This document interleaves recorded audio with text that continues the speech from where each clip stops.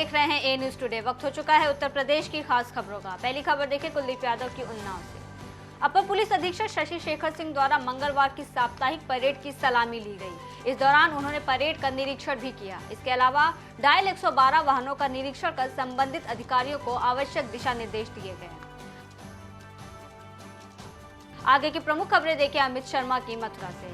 उत्तर प्रदेश सरकार लगातार छात्र छात्राओं को शिक्षा के क्षेत्र में नए अवसर तो प्रदान कर रहा है, साथ ही टेक्नोलॉजी के क्षेत्र में उन्हें निरंतर आगे बढ़ाने के लिए भी प्रयास किया जा रहा है।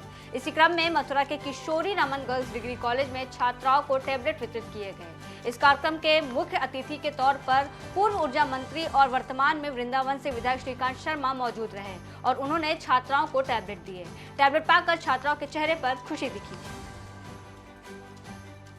श्री कृष्ण जन्मभूमि मामले के वादी दिनेश शर्मा ने गिरिराज जी मुखारविंद पर पूजा अर्चना के बाद संकल्प लेते हुए घोषणा की कि जब तक विद मिरियों के पाप की निशानी मथुरा ईदगाह मस्जिद नहीं हटेगी तब तक वो अन्न ग्रहण नहीं करेंगे। उन्होंने बताया कि वो लगभग 3 सालों से नंगे पैर रहकर लड़ाई लड़ रहे हैं। उन्होंने आगे कहा कि संपूर्ण भारतवर्ष के संत महंतों का आशीर्वाद और ब्रिजवासियों के हृदय तल की कामना से एक दिन न्यायालय के माध्यम से अवश्य पूरी होगी। भगवान श्री कृष्ण के मंदिर की लड़ाई अब जन आंदोलन का रूप ले रही है। उन्होंने समस्त ब्रिजवासियों से भगवान श्री कृष्ण के दिव्य मंदिर निर्माण में सहभागिता और संकल्पित होने की बात कही। डार्क जोन में किसानों के लिए वरदान साबित हो सकती है सिंचाई की आधुनिक तकनीकें। सरकार दे रही है भरपूर अनुदान, किसान भी दिखा रहे हैं इसमें रुचि। माइक्रो इरिगेशन या ड्रिप स्प्रिंकलर सिस्टम दोनों ऐसी विधियां हैं जिनसे खेती में 60 से 70% तक पानी की बचत हो सकती है। इससे बिजली की बचत होती है, समय की बचत होती है। अगर फर्टिलाइजर भी इसके माध्यम से दिया जाए तो फर्टिलाइजर की भी बचत होती है। साथ ही उत्पादन और उत्पाद की गुणवत्ता में भी वृद्धि होती है। जिला उद्यान अधिकारी मनोज कुमार ने बताया कि स्प्रिंकलर सिस्टम में जमीन में लगी ट्यूबिंग होती है जिसके ऊपर सिर पर पौधों पर पानी छिड़कते हैं। ड्रिप सिंचाई में ट्यूबिंग होती है जो जमीन के नीचे चलती है और धीरे धीरे पौधों के आसपास की मिट्टी में पानी टपकाती है। नई तकनीकों को किसान अपनाएं, इसके लिए सरकार द्वारा योजना चलाई जा रही है। दोनों ही प्रकार की सिंचाई विधियों पर सरकार 90% तक लघु और सीमांत किसानों को छूट दे रही है। वहीं सामान्य या बड़े किसानों को 80% तक छूट दी जा रही है। इसी तरह से पोर्टेबल स्प्रिंकलर और रेन गन पर सीमांत किसानों के लिए 75% और सामान्य किसानों के लिए 65% तक की छूट दी जा रही है। तो माइक्रो इरिगेशन या ड्रिप और स्प्रिंकलर के फायदे की बात आपको बताते हैं कि ड्रिप और स्प्रिंकलर दोनों ऐसी विधियां हैं जिनसे कि हम 60% तक पानी की बचत कर सकते हैं।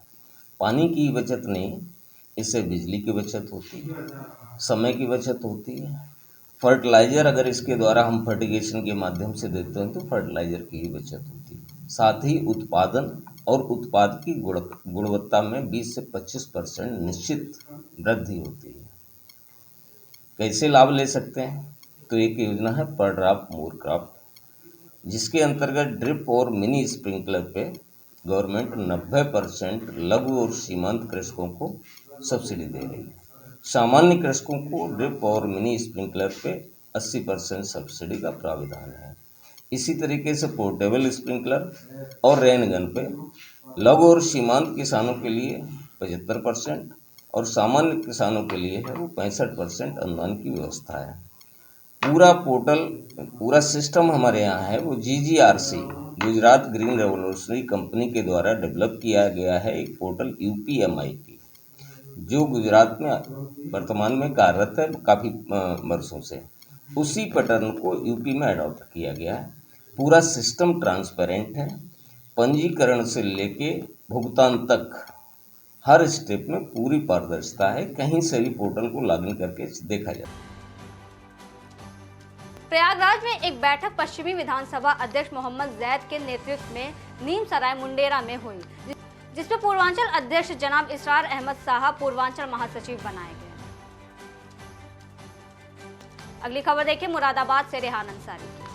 मुरादाबाद के कुंदरकी क्षेत्र के बिस्किट फैक्ट्री के पास भीषण सड़क हादसा हुआ, जिसमें मुंबई से शादी समारोह में शामिल होने जा रहे कार में सवार 4 लोगों में से 3 की मौत हो गई। वहीं एक की हालत गंभीर बनी हुई है, जिसका उपचार चल रहा है।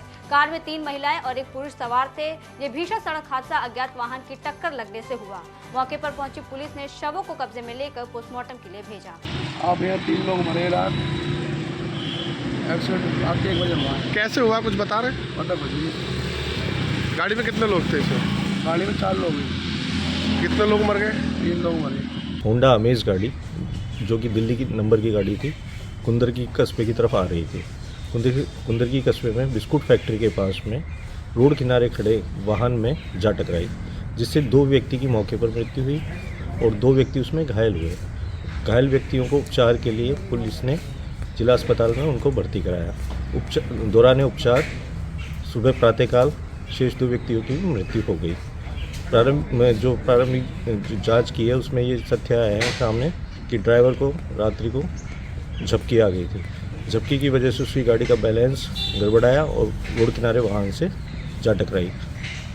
आगे की जांच की जा रही है और जांच के आधार पर आगे की विधिक कार्रवाई की जाएगी। अगली खबर देखें ब्रिजेश राठौर की। यूपी सरकार के पर्यटन मंत्री ठाकुर जयवीर सिंह फिरोजाबाद के एक स्कूल के वार्षिक उत्सव कार्यक्रम में पहुंचे, जहां उन्होंने सपा प्रमुख अखिलेश यादव पर हमला करते हुए जमकर टिप्पणी की। अखिलेश यादव का कहना है कि बीजेपी सरकार मुफ्त राशन देकर नौजवानों को बेरोजगार कर रही है। उन्होंने कहा कि अखिलेश जी हर समय मुंगेरी लाल के हसीन सपने देखा करते हैं।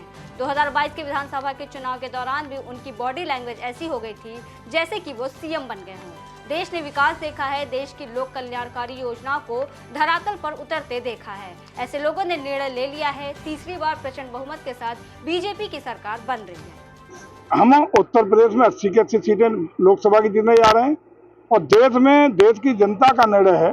देश ने जो विकास देखा है, लोक कल्याणकारी योजनाओं को धरातल पर पहुंचते हुए देखा है, देश की तरक्की का रास्ता देखा है, देश के बढ़ते हुए कदमों को देखा, ग्लोबल लीडर भारत बनने का सपना देखा है। ऐसे लोगों ने एक निर्णय ले लिया कि तीसरी बार प्रचंड बहुमत से आदरणीय मोदी के नेतृत्व में सरकार बनाने का काम करेंगे। बढ़ते अगली खबर की ओर देखिए बिजनौर से रविंद्र कुमार की। बिजनौर के धामपुर में एक पति ने शराब के नशे में अपनी बीवी के ऊपर पेट्रोल छिड़ककर जिंदा जला दिया। परिजनों ने बुरी तरह से आग में जली महिला को धामपुर के सरकारी अस्पताल में भर्ती कराया। महिला की हालत नाजुक देखते हुए हायर सेंटर रेफर किया गया। बता दें कि धामपुर के गांव मिर्जापुर का रहने वाला खुशूनुद्दीन शराब के नशे का आदी है, जिसके चलते वो आए दिन अपनी पत्नी से मारपीट करता था। शराब सुल्फा पीता रहा करता। कौन पीता है? योगी दामाद। आज क्या मामला हुआ है? रात पहले मार के फिर आग लगाई लड़की पे। आपकी लड़की पे? मेरी लड़की में। किस वजह पे लगाई आग? बेफजूल की पी के। जो शराब पीता है? हाँ। क्या नाम है? मारा खुशनुद्दीन। पहले मार के शराब पी के फिर आग लगाई। क्या हमेशा करता है ऐसी? हमेशा करता है ऐसे करता। पहले साल इन सर्दियों में हाथ काट दिए थे। नहीं थी। आगे की प्रमुख खबरें देखिए रेहान अंसारी की मुरादाबाद से। मुरादाबाद के लखनऊ नेशनल हाईवे पर एक कार अनियंत्रित होकर पलटी। कार के पलटते ही कार में भीषण आग लग गई। कार सवार लोगों ने बड़ी मुश्किल से अपनी जान बचाई। इस हादसे की वजह से कुछ देर के लिए यातायात बंद रहा। मुरादाबाद के सिविल लाइन पुलिस के हाथ लगी बड़ी सफलता। एक गैंग जो फर्जी दस्तावेजों के आधार पर दूसरे की जमीनों को फर्जी आधार कार्ड और पैन कार्ड से बेनामा करवाता था, जिसका पुलिस ने किया पर्दाफाश। गिरोह के 3 सदस्यों को गिरफ्तार करते हुए पूरे गिरोह में पार्षद सद्दाम का नाम सामने आया है। अभियुक्तों द्वारा तहसील और अन्य माध्यमों से असली लोगों की जमीनों की जानकारी कर उनका असली आधार कार्ड प्राप्त कर साइबर कैफे से उनकी जमीन की खतौनी निकलवाते हैं और फिर अनपढ़ लोगों की तलाश कर उनके फोटो लेकर उन्हें रुपए, सरकारी आवास और अन्य योजनाओं का लालच देकर जमीन मालिकों के असली आधार कार्ड पर अनपढ़ लोगों की फोटो एडिट करते थे और जमीन मालिक के वास्तविक आधार कार्ड के नंबर में हेराफेरी करके फर्जी दस्तावेज तैयार कर अन्य भोले भाले लोगों को षड्यंत्र रचकर योजनाबद्ध तरीके से जमीन को अच्छे रुपए में बेनामा कराकर बेच देते थे। मुनाफे की धनराशि को आधा आधा आपस में बांट लिया जाता था। थाना सिविल लाइंस में एक फर्जीवाड़ा करने वाला एक गैंग पकड़ा गया और ये लोग फर्जी तरीके से फर्जी कागजात तैयार करा के और अन्य लोगों की ज़मीनों को किसी फर्जी व्यक्ति को खड़ा करके उनका बेनामा कर दिया करते थे और इसमें अपना लाभ अर्जन किया करते थे। इस पूरे ट्रांजैक्शन में कई अन्य लोग भी शामिल थे जो बाद में अन्य एविडेंसेस उनके विरुद्ध मिले हैं। इसी प्रकार का एक अन्य प्रकरण है जिसमें एक महेंद्र नाम का व्यक्ति जो आज गिरफ्तार भी हुआ है, उसने एक चुन्नी नाम के व्यक्ति की ज़मीन को चुन्नी बन के उसका बेनामा किया था। उसमें भी यही ग्रुप सक्रिय था इस प्रकार ये लोग लगातार लोगों की ज़मीनों को फर्जी तरीके से बेनामा करके लोगों को ठग रहे थे। मुरादाबाद के मझोला में खेत में मिले शव का हत्यारोपी वांछित चल रहा था।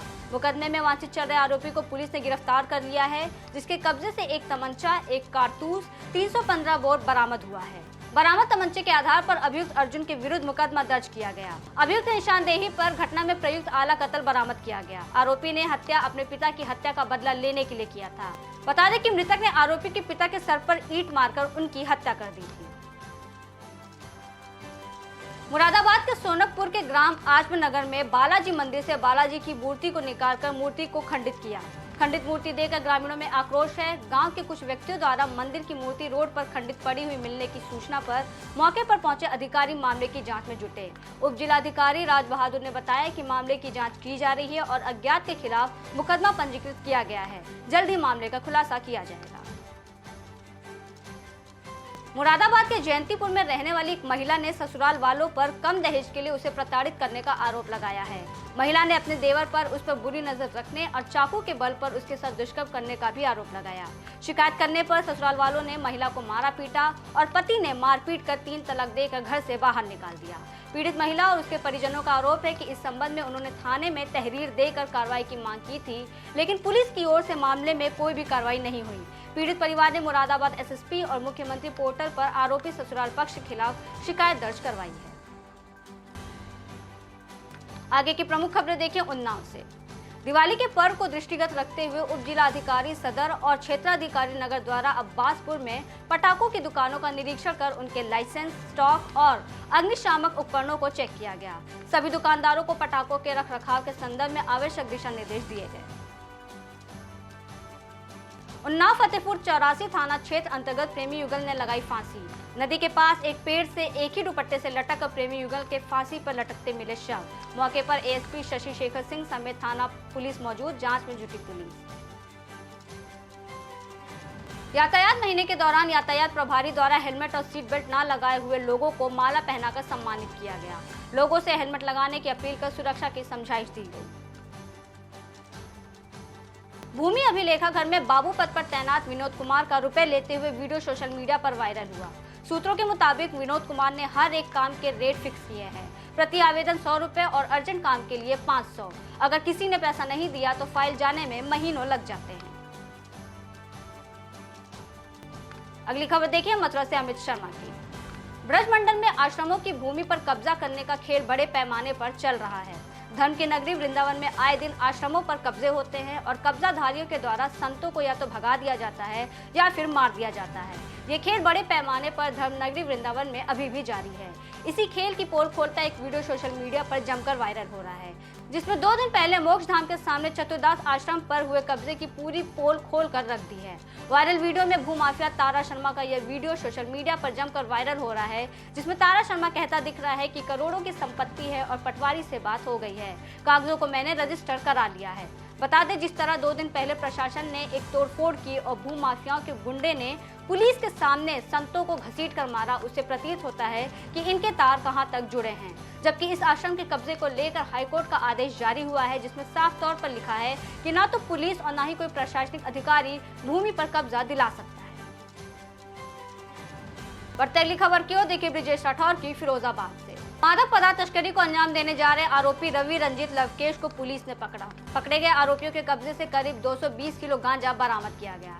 एसपी रणविजय सिंह ने मामले का खुलासा कर बताया कि पकड़े गए आरोपियों का काफी बड़ा आपराधिक इतिहास है।